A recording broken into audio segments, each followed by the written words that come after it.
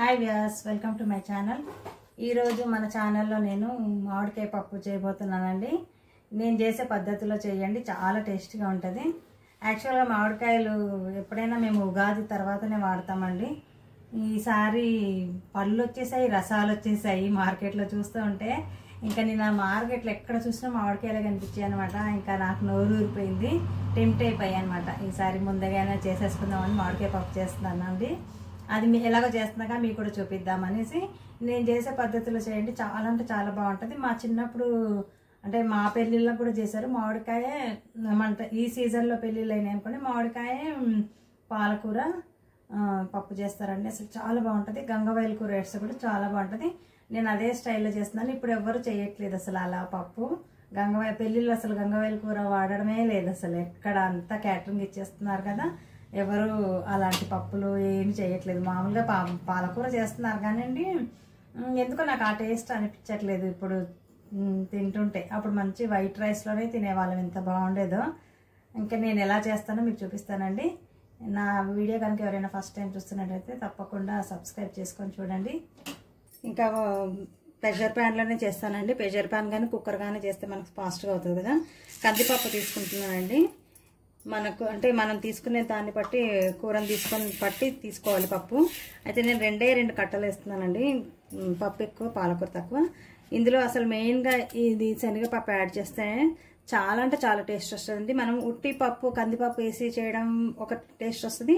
ఈ శనగపప్పు యాడ్ చేయండి, అసలు చాలా అంటే చాలా బాగుంటుంది. గంగవాయల కూర పప్పు అయినా సరే, మన పాలకూర పప్పు మామిడికాయ అయినా సరే చాలా బాగుంటుందండి. ఆ రుచి అసలు చాలా కమ్మదనం వస్తుంది అనమాట.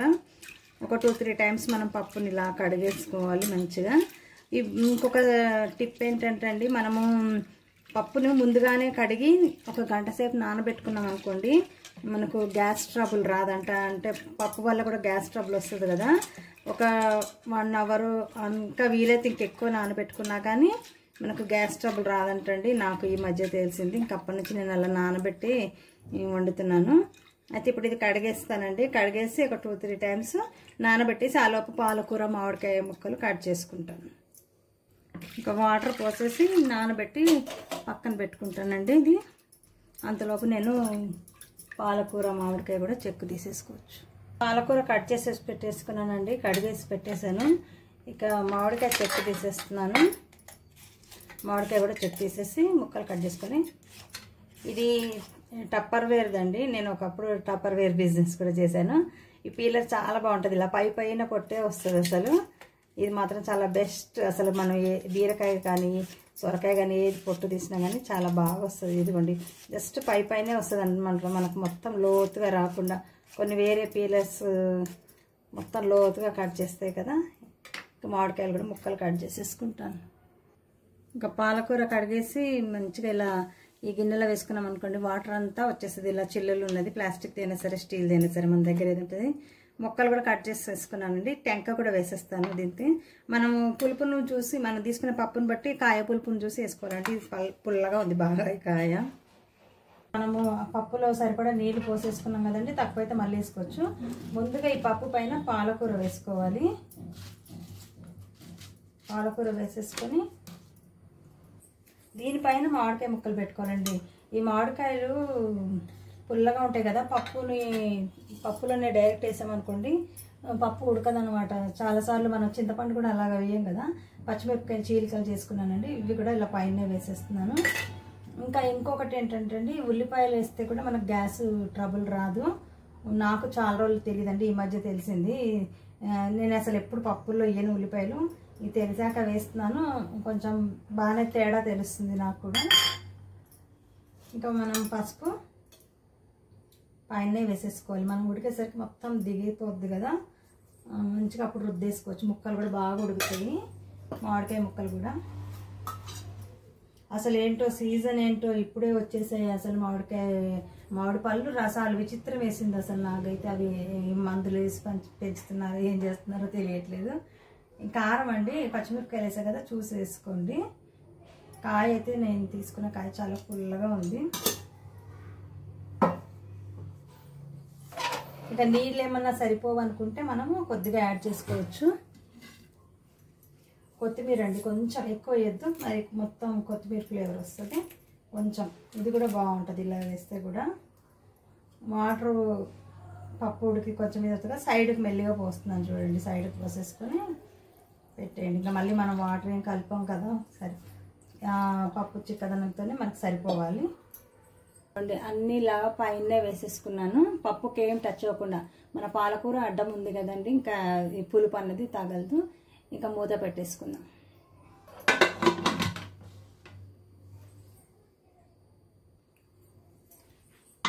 మూత పెట్టేసి స్టవ్ వెలిగించేస్తానండి. మనకి ఇక ఎవరి కుక్కర్లో ఎలా ఉంటాయో అన్ని విజిల్స్ వచ్చే వరకు పప్పు ఉడికేటట్టు ఉడికిచ్చేసుకోవాలండి. స్టీమ్ అయిపోయిందండి, పప్పు ఉడికిపోయింది.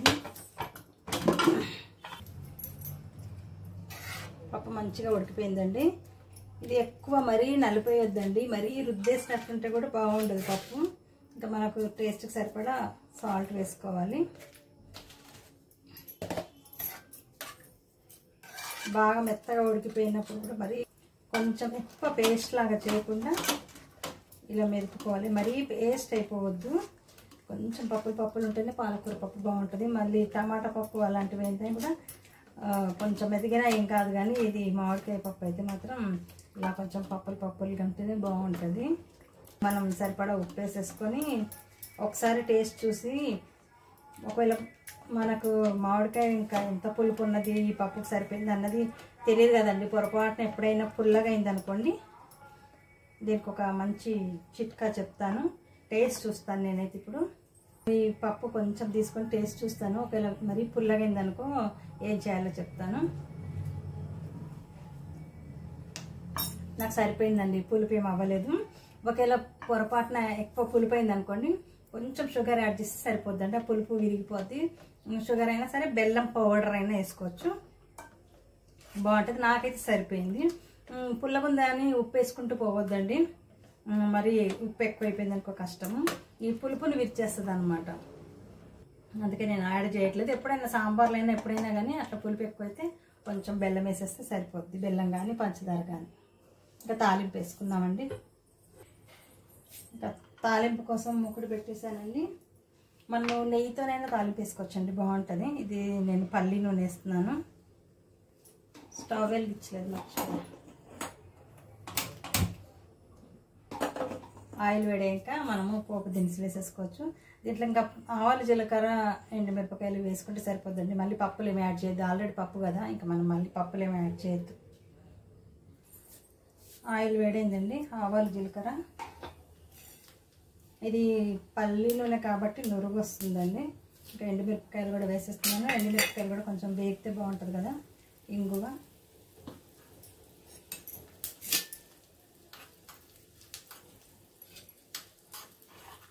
ఈ ఆవాలు చిటపటం అన్నాక ఇంకా వెల్లుల్లిపాయ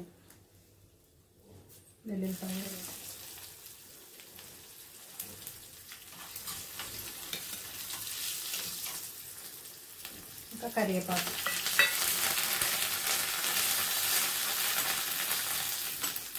వెల్లుల్లిపాయలు కొంచెం మంచిగా వేగాక తీసేసి పప్పులు వేసేసుకుంటే బాగుంటుంది, వేగా పచ్చిగా లేకుండా.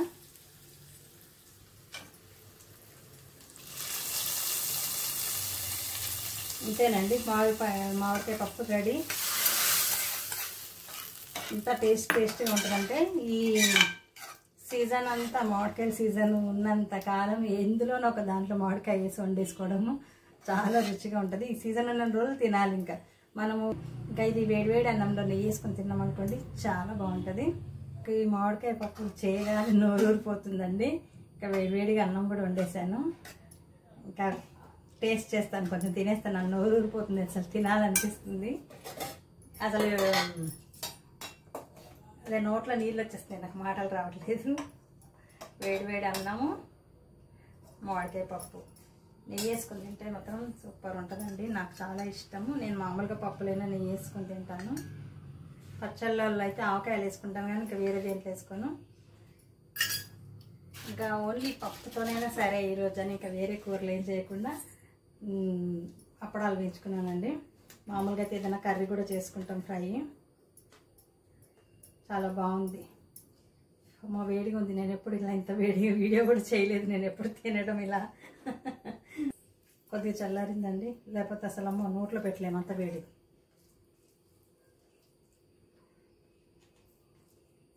చాలా బాగుందండి.